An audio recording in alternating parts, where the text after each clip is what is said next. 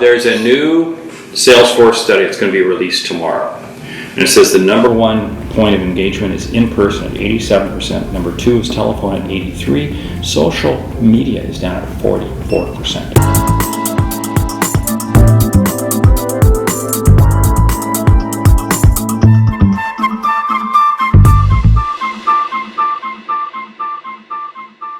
You hear young salespeople aspire to be trusting advisor, and they want to be a trusted advisor, but you just heard, we're going to tell you the truth. And if you want to be a trusted advisor, you're going to tell the client the uncomfortable truth. You're going to tell them your baby's ugly, and you better have the chops and the rapport to do that, but they're not being told that they need that. They're being told that marketing has to develop all their leads for them, everything's supposed to be coming in inbound, that if they spend enough time on LinkedIn, they're going to have a pipeline full of more opportunities.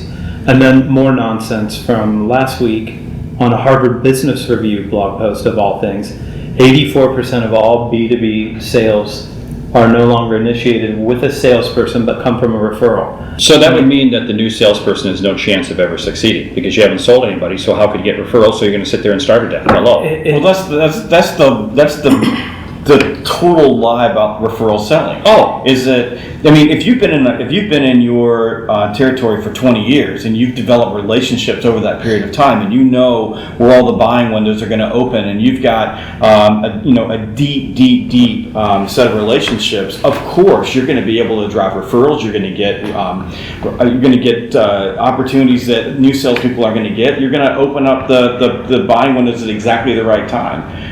But if you are a brand new salesperson in a brand new territory and you're going to go wait till 84%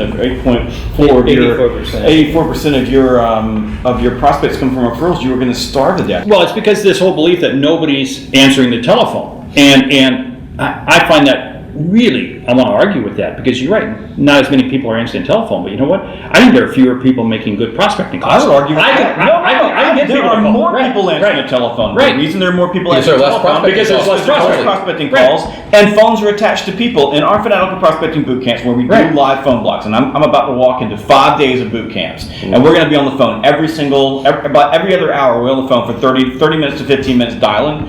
In the mid-90s, and I got stats, real stats to go back to this mid-90s, you were looking at 20-25% of the people that you would call in a business services call, so we're just like a B2B service call, would pick up the phone. But when you start looking at the stats now, what we're seeing consistently is 30-35% pickup rates on B2B business services call when you pick up the phone and call a qualified prospect. And most companies in that space have got databases full of prospects.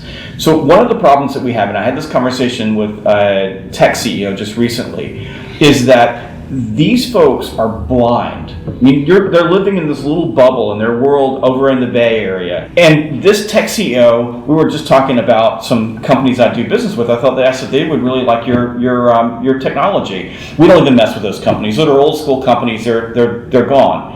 And I'm thinking, most of my clients have large sales forces that are outside sales forces that are on the street calling on real businesses every single day, and to do otherwise means the demise of their business.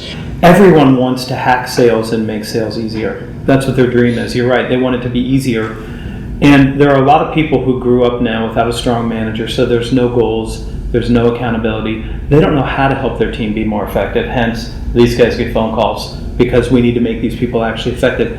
I want to just make one quick point though. Nobody at this table doesn't think that LinkedIn is a valuable toolkit or that inbound isn't a valuable toolkit. It's just not a replacement for what you really have to do to succeed in sales. Well, it's about balance. It is. Right. It's about the right decisions that you make every day that aren't being made. The problem is the dangerous lie that the people that preach that is that they have it's a silo mentality, and they're saying this thing that every lazy reactive salesperson wants to hear. They're saying that the phone doesn't work and prospecting is dead.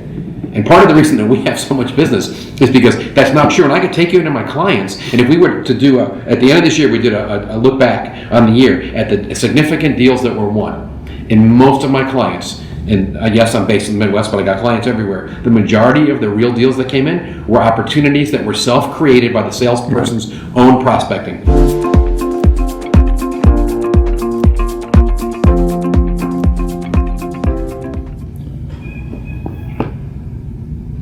Greg? I'm doing good, Greg. How are you doing? Hey, the reason I'm calling, the reason I'm calling is I've got a brand new book coming out. It's called Sales EQ, and I want to know how many copies you want.